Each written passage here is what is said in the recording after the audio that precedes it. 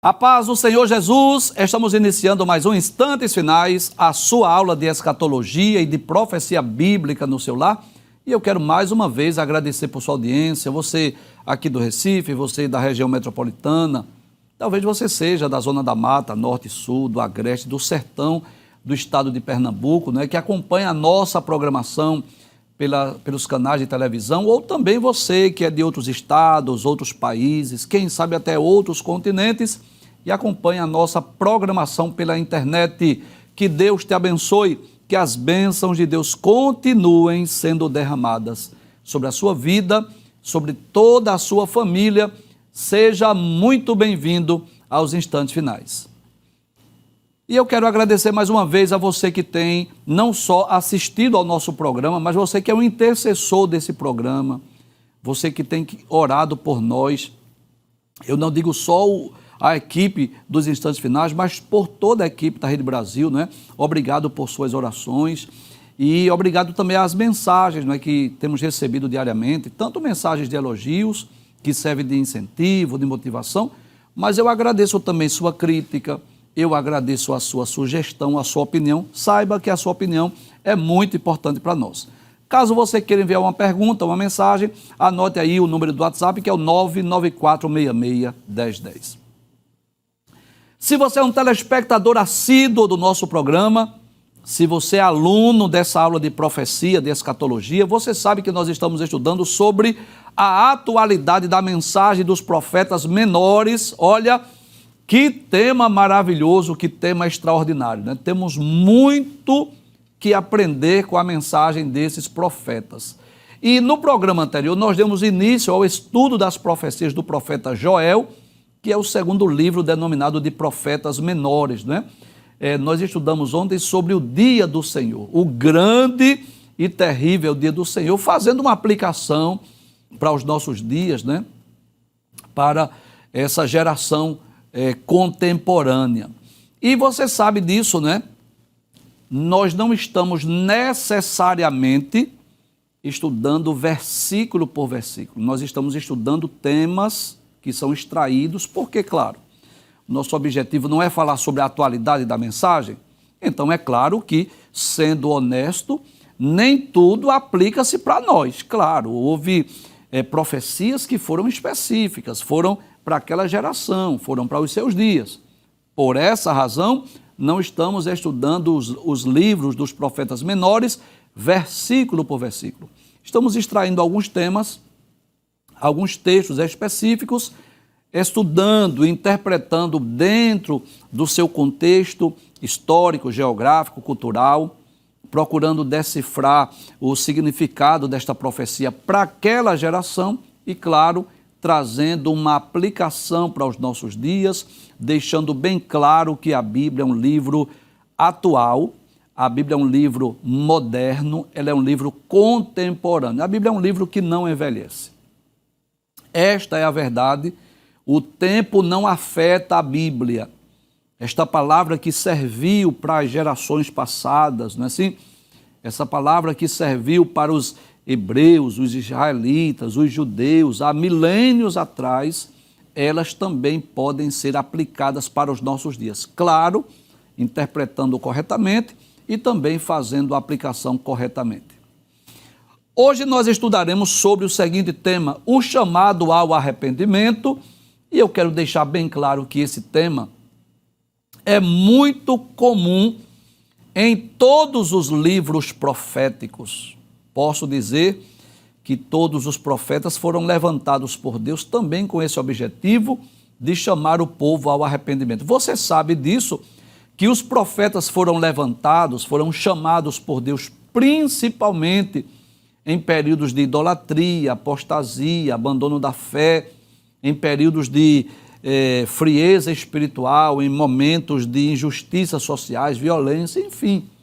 Eles foram levantados em períodos críticos, caóticos, e esta, sem dúvida, era uma das principais mensagens dos profetas, tanto os profetas maiores quanto os profetas menores. Vamos ler a introdução da nossa aula?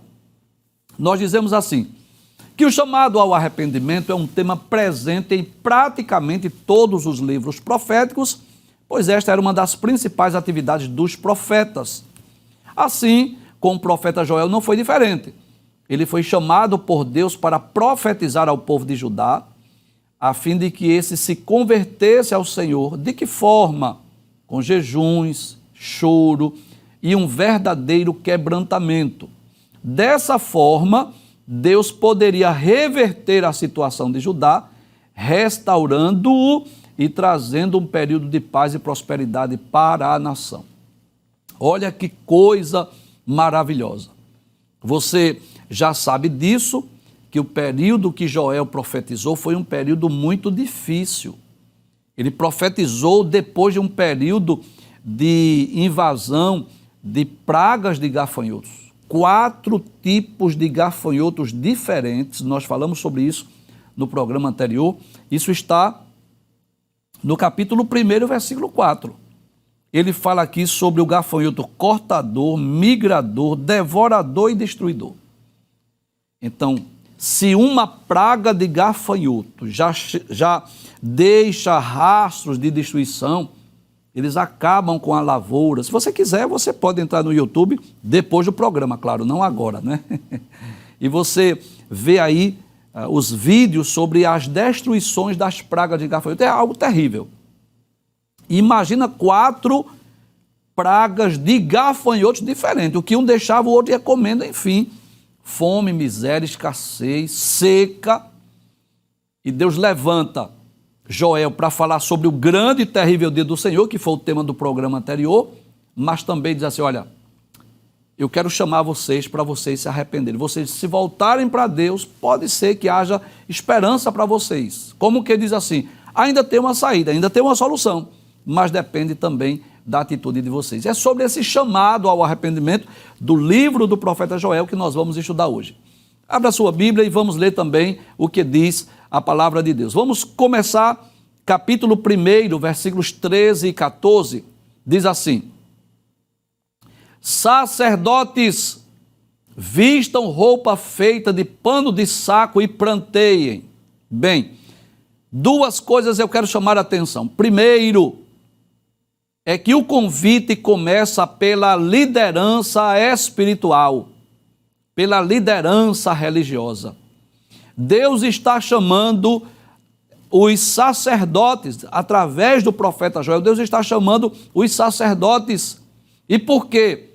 O quebrantamento, o choro, o arrependimento deve começar pela classe sacerdotal, deve começar pela liderança religiosa. E você percebe isso, que nós estamos também vivendo um período de crise religiosa. Estamos vivendo um período de crise espiritual. Não são poucos os líderes que se dizem cristãos, os líderes que se dizem evangélicos, que estão muito mais interessados em seu próprio bem-estar do que mesmo cumprir a tarefa que Deus lhes entregou. Seja sincero. Muitos cultos aí denominados de cristão que não tem nada de cristianismo. Muitos cultos denominados de evangélicos que não tem nada de evangelho. A mensagem do evangelho está sendo modificada, distorcida. Infelizmente, essa é a realidade. Que as principais, deixa eu melhorar a frase. Muitas das principais lideranças religiosas desse país são homens corruptos, comprometidos com falsos ensinos, falsas doutrinas, cujo objetivo é única e exclusivamente o seu enriquecimento pessoal, e você sabe disso. Eu não preciso nem dizer o nome deles, porque você já sabe. Ficam aí pedindo dinheiro, só falam em pacto, aliança, venha para cá para a reunião, e o objetivo é simples, você já sabe. Tirar dinheiro do povo, enriquecer de forma ilícita, de uma forma desonesta. São homens que já não têm mais prazer em ensinar a Bíblia, em ensinar a verdadeira doutrina. Quer ver um exemplo simples? Eles nem motivam as pessoas levarem a Bíblia para o culto, para a reunião. Eles nem motivam, porque eles não têm interesse nisso. Leve sua carteira para ungir, leve a sua garrafa d'água, leve a sua rosa, leve o que você quiser, menos a Bíblia, infelizmente. Mas observe que o chamado ao arrependimento começa pelos sacerdotes, que era a liderança religiosa, a liderança espiritual. Eles deveriam ser os primeiros a chamar o povo, convocar o povo para o arrependimento. Em segundo lugar, eu quero chamar a atenção que Deus diz que eles deveriam se vestir de pano de saco, e você sabe disso. Vestir-se de pano de saco nos tempos bíblicos era aquela atitude de quebrantamento. Quando alguém estava vestido de pano de saco, não é por pobreza, não é por falta de dinheiro, mas aquela era uma atitude de quebrantamento. Era como colocar cinza sobre a sua cabeça. Era um sinal de um coração contrito, quebrantado, de arrependimento. Veja o que ele diz: sacerdotes, como que ele diz, liderança religiosa, vistam roupa feita de pano de saco e pranteiem. Ministros do altar, observe, chamado para a liderança, ministro do altar, lamentem. Ministro do meu Deus, venham e passem a noite vestidos de pano de saco, porque no templo de seu Deus não há mais ofertas de cereais e libações. Vocês têm que começar, voltarem-se para Deus. Olha, já não tem mais oferta, a fome, a miséria, a escassez de alimento, já não tem mais oferta. Deus está chamando a liderança religiosa, a liderança espiritual. Eu vou advertir mais uma vez. Tenham cuidado com esses pregadores dos PIX, esses mentirosos, esses enganadores, esses fraudulentos, que ficam aí através das redes sociais falando uma língua estranha, que realmente é estranha mesmo, que a gente percebe que não é do Espírito Santo, mandando você fazer pacto, você depositar dinheiro, mandando você fazer pix. Tenha cuidado com essas profetadas, tenha cuidado com esses mentirosos, tenha cuidado com esses enganadores. São pessoas que não têm compromisso com o verdadeiro evangelho. Professor, e como é que a gente sabe se essa igreja evangélica se está seguindo o verdadeiro evangelho? É simples, é só você estar com uma Bíblia na mão e você perceber se o seu líder espiritual... Pronto, faça um teste. Faça um teste. E eu vou fazer o seguinte, eu vou pegar a minha Bíblia aqui. Vá para a reunião lá e leve a sua Bíblia, para ver se o seu líder lá tem o compromisso de ensinar a Bíblia. Ele não tem. Ele pega um texto isolado, fora do contexto. Ele pega um versículo, uma parte de um versículo, e começa a fazer uma lavagem cerebral para você dar grande soma de dinheiro. Tem uns que são tão irresponsáveis que ficam mandando a pessoa dar até o dinheiro do aluguel da sua casa. Use a fé. E eu quero deixar bem claro aqui. Procure uma igreja que esteja de acordo com a Bíblia, a palavra de Deus, que é a nossa regra de fé e prática. Então, os líderes, esses líderes, muitos desses líderes mentirosos, enganadores, fica procurando pessoas para dar grandes quantias de dinheiro. Aí veja a mensagem, a essência do evangelho. Veja os ensinos de Cristo, leia os ensinos de Cristo, principalmente nos 4 primeiros livros do Novo Testamento, evangelho escrito por Mateus, Marcos, Lucas, João. Leia o livro de Atos, veja a mensagem, a essência da mensagem dos apóstolos. O que era que Cristo pregava? O que é que os apóstolos pregavam? Arrependimento, fé em Cristo, conversão, novo nascimento, santidade. Era essa a essência do evangelho. A essência do evangelho não é dar grandes somas de dinheiro, não é dar grandes quantias de dinheiro. A essência do evangelho é arrependimento, é conversão, é fé em Cristo, é novo nascimento, é salvação. Esta é a essência do evangelho.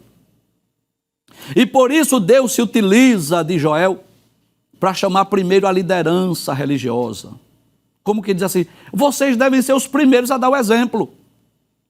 Vocês devem ser os primeiros a proclamar o jejum, a começar a fazer jejum, oração, vestir-se de pano de saco.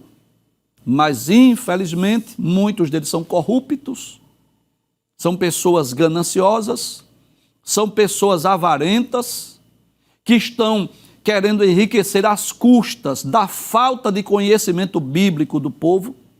E eu aproveito até o momento para dizer aqui. Eu louvo a Deus porque na nossa igreja nós temos compromisso com a palavra.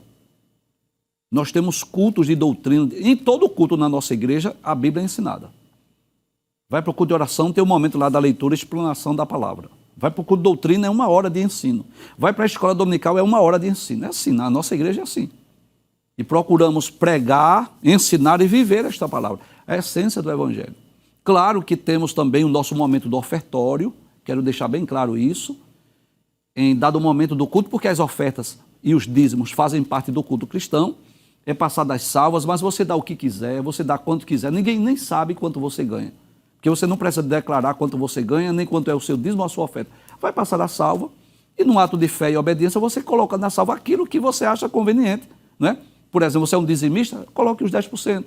Mas você quer dar uma oferta, coloque lá o valor que Deus propôs ao seu coração. Enfim, é assim que nós, porque Deus não precisa de dinheiro, mas a obra precisa para manter os missionários, para fazer as obras sociais, até os meios de comunicação para manter, enfim.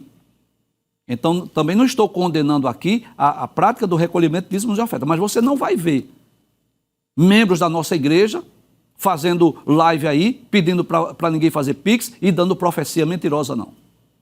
Então, Deus está, através de Joel, chamando a liderança religiosa, os ministros, os sacerdotes, que deveriam ser os primeiros a dar o exemplo, chamar o povo para o arrependimento, vestir de pano de saco. Veja o que é que diz o versículo 14, por favor. Diz assim: proclamem um santo jejum, convoquem uma reunião solene, reúna os anciãos e todos os moradores desta terra na casa do Senhor seu Deus e clame ao Senhor. Sabe o que Joel está dizendo? Sabe o que Deus está dizendo através de Joel? Essa situação caótica, esta fome, essa miséria que vocês estão vivendo, ainda tem jeito, ainda tem saída, ainda tem solução. Mas olha que coisa interessante. Deus não começa dizendo assim: faça a irrigação da terra, comece a fazer novas plantações. Ele não diz assim: comece agora a trabalhar na lavoura, na agricultura, já que as pragas de gafanhoto destruiu tudo, comece agora a plantar de novo. Não, ele começa dizendo assim: olha, volte para Deus, busque a Deus, proclame o jejum, vai buscar a Deus. Por quê? Porque Joel sabia muito bem que as bênçãos materiais serão resultadas de esforços espirituais. Simples assim. Se vocês voltarem-se para Deus, se vocês buscarem a Deus, se vocês abandonarem as práticas pecaminosas, Deus vai abençoar a terra, Deus vai fazer a terra produzir, Deus vai fazer com que vocês tenham fartura, abundância. Mas tem que começar com esforço pessoal, tem que começar com jejum, com choro, com lágrimas, com quebrantamento. Veja o que ele vai dizer no capítulo de número 2, versículo de número 12. Ainda assim, agora mesmo, diz o Senhor. Olha, Deus falando.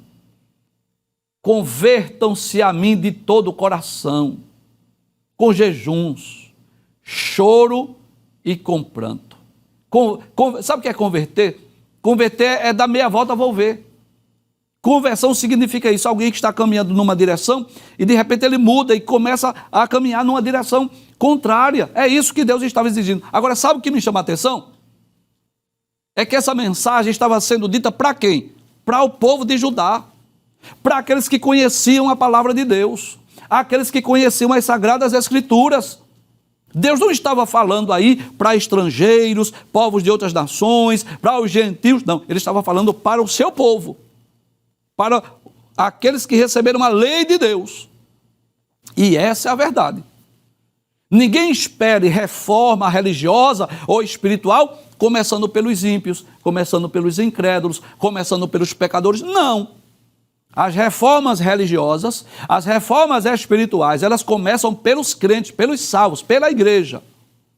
É através de mim, de você, é através de nós que as reformas espirituais acontecem. E o que é que Deus está pedindo? Choro, lágrima, jejum, quebrantamento, conversão, voltasse para ele. É isso que Deus quer. Que o povo de Judá voltasse a obedecer os mandamentos, as ordenanças, cumprir a lei de Deus, obedecer a Deus. Joel traz essa mensagem para um povo que já conhecia as Escrituras. Joel não traz aqui uma mensagem nova, algo, né, de uma nova revelação, de uma nova doutrina. Não, está dizendo assim, converta-se, volte-se, dê meia volta, vou ver. Procure o caminho da obediência para que vocês sejam prósperos, para que vocês sejam abençoados.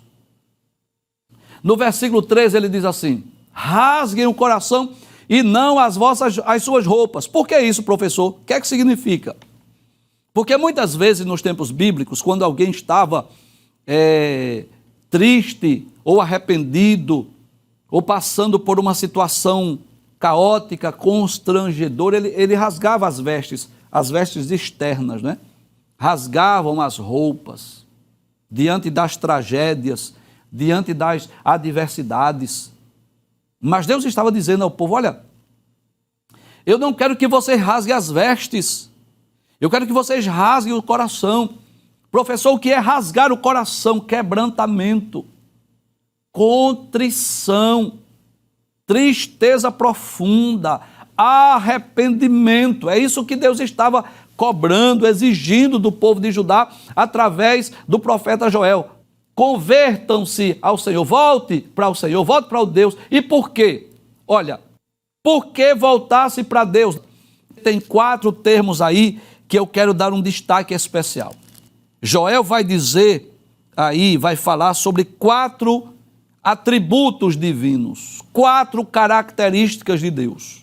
Joel, por que é que o povo tem que rasgar o coração e não as roupas? Por que é que o povo de Judá tem que se converter ao Senhor? Aí ele diz, primeiro, porque ele é bondoso. Deus é bom. Você deve voltar-se para ele, porque ele é bom. Como diz lá em Naum, capítulo 1, versículo 7, né? O Senhor é bom, uma fortaleza no dia da angústia, e conhece os que confiam nele. Mas ele não é só bondoso, não, ele é compassivo. Professor, o que é compassivo? Deus é piedoso, como diz lá no Salmo 103, verso 8, misericordioso e piedoso é o Senhor. Então volte-se para Deus, porque ele é bom, ele é compassivo. O que mais, Joel? Ele é tardio em irar-se. Deus não é como o homem que se irrita com facilidade, que às vezes age precipitadamente e depois se arrepende do que fez. Não, a ira de Deus não é como a ira humana, a ira de Deus é santa, Deus é tardio em irar-se. O que mais? Ele é grande em misericórdia. Olha como Deus é misericordioso.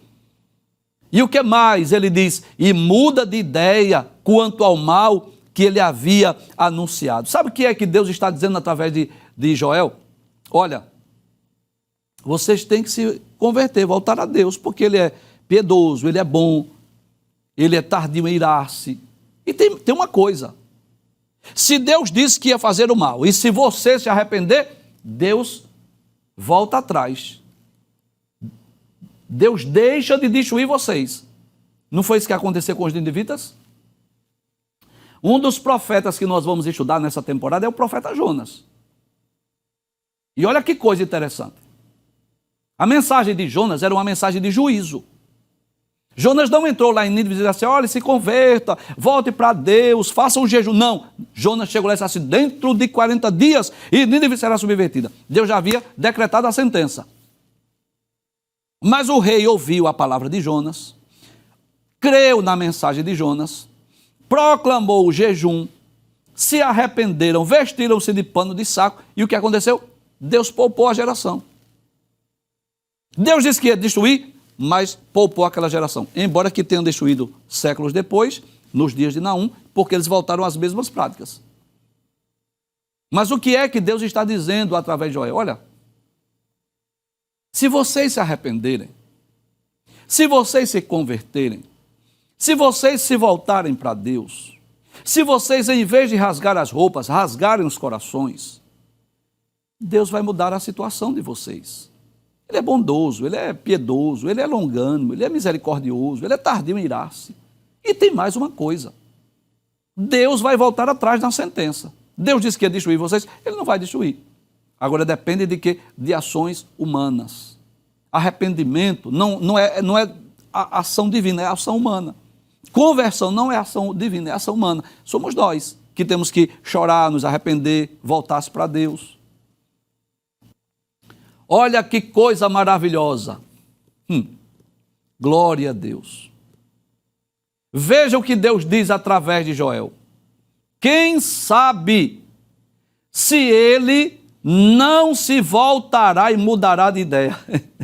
Glória a Deus. Como que ele diz assim? Se vocês se arrependerem, se vocês se converterem, se vocês se voltarem para Deus, quem sabe se ele não se voltará e mudará de ideia? Ele disse que destruir, não foi? Eu não anunciei o dia, o grande e terrível dia do Senhor. Ele pode mudar de ideia. E ao passar, glória a Deus, deixe uma bênção. Aleluia. Deus está dizendo através de Joel que se o povo se arrepender, Deus não vai só deixar de destruí-los, não só deixar de mandar o juízo, mas vai passar e deixar uma bênção. Para que vocês possam trazer ofertas de cereais e libações ao Senhor seu Deus. É uma pergunta, né? Capítulo 2, versículo de número 14. Aí olha que coisa interessante. No capítulo 1, versículo de número 13, que nós já lemos, veja que coisa interessante. Foi o primeiro versículo que nós lemos hoje. O texto diz assim: sacerdotes, vistam roupa feita pano de saco e planteiem. E por quê? Aí diz: ministro do altar, lamentem, ministro de Deus, venham e passe a noite vestido de pano de saco, porque no templo de seu Deus não há mais oferta de cereais e libações. Ninguém está levando mais oferta.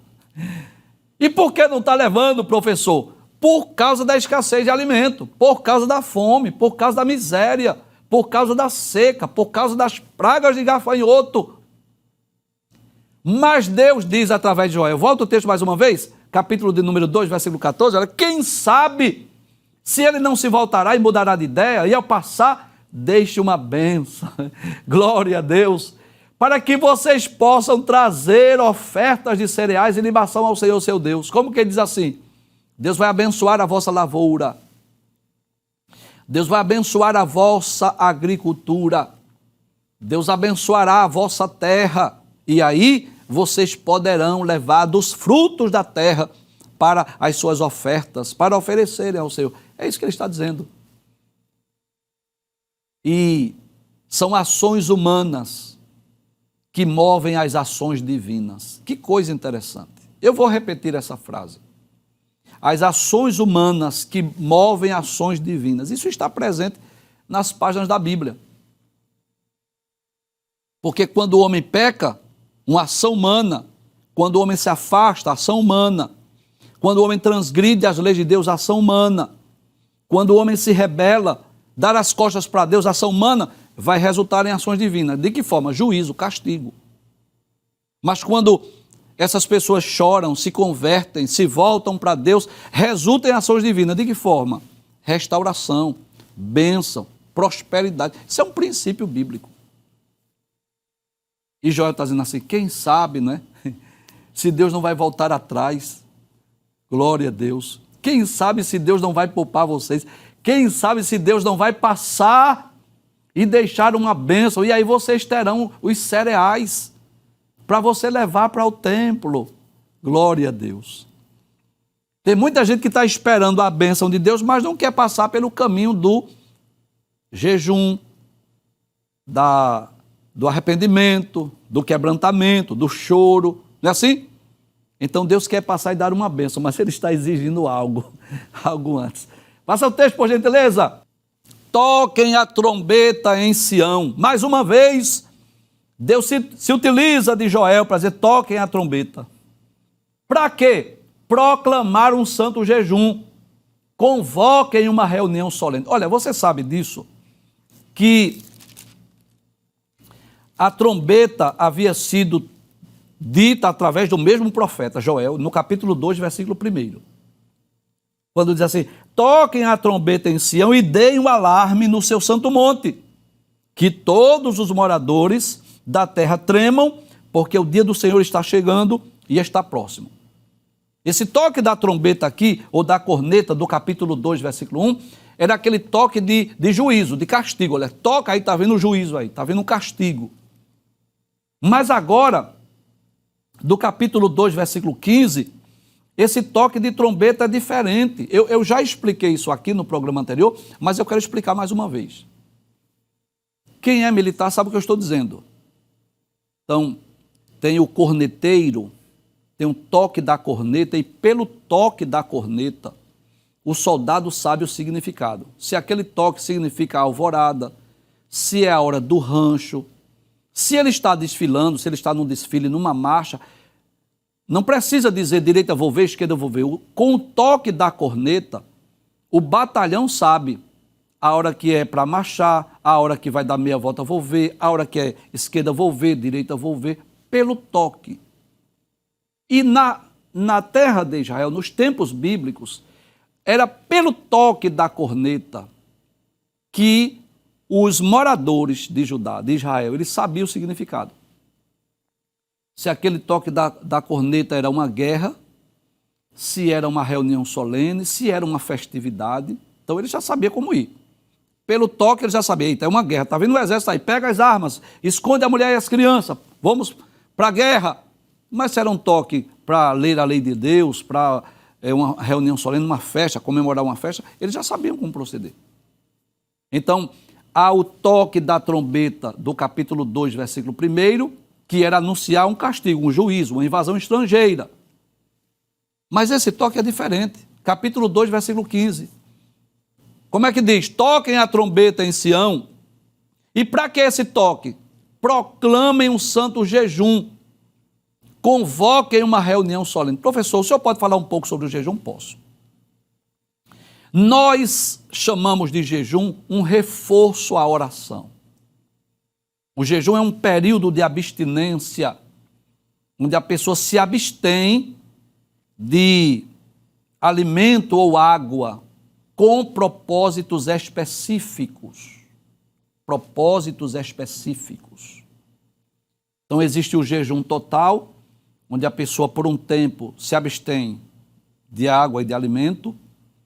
Existe o jejum parcial, que a pessoa pode tomar água, mas não come alimento, se abstém apenas de alimentos sólidos. E o jejum, propósito do jejum depende de cada um. Às vezes é por uma questão espiritual, às vezes é por uma bênção, né? Um dos jejuns mais marcantes da história bíblica foi nos dias de Esther, que ela precisava, né? Os judeus precisavam de um milagre. Já havia um decreto dizendo assim que os judeus seriam mortos. Esther chama Mardoqueu, bota o povo para jejuar, e ela e as suas moças vão jejuar porque ela ia entrar à presença do rei sem ser chamada.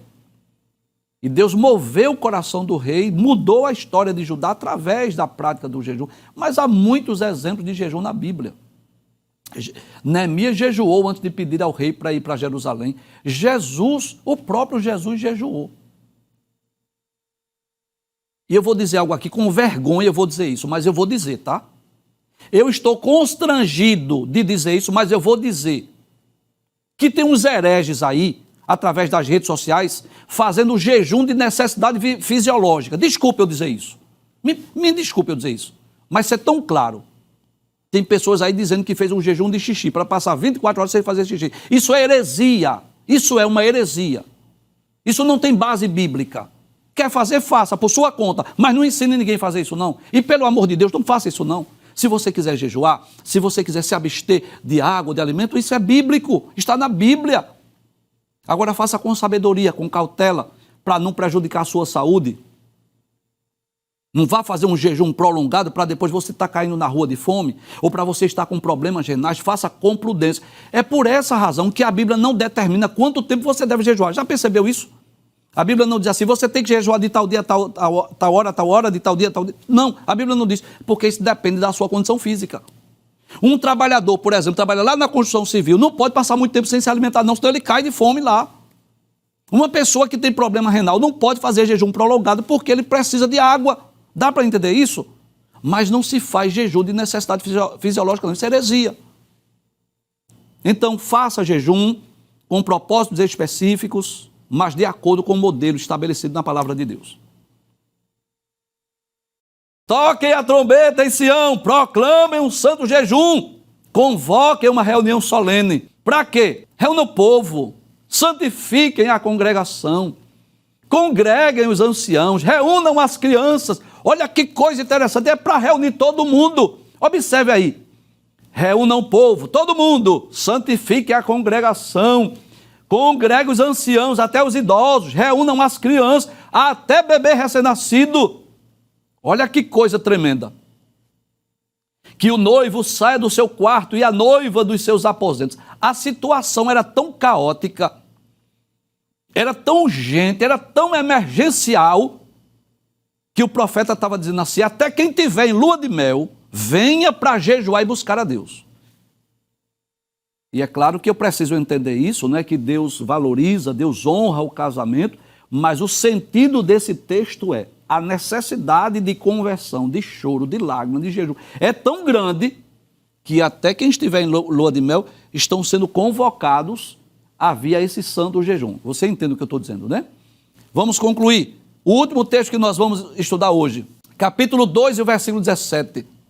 Mais uma vez, chamando os sacerdotes, os ministros, a liderança religiosa, dizendo assim, que os sacerdotes, ministros do Senhor, chorem entre o pórtico e o altar, lá no templo, e orem. Como eles devem orar?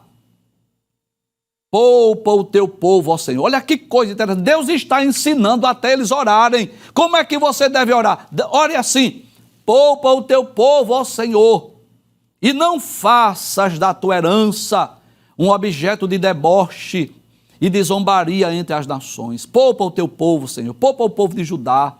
Não deixa que esse povo passe vergonha, seja debochado. Sabe por quê?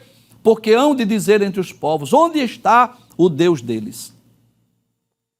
E eu digo isso com tristeza no meu coração, que lamentavelmente o povo não deu ouvidos à voz de Deus através de Joel.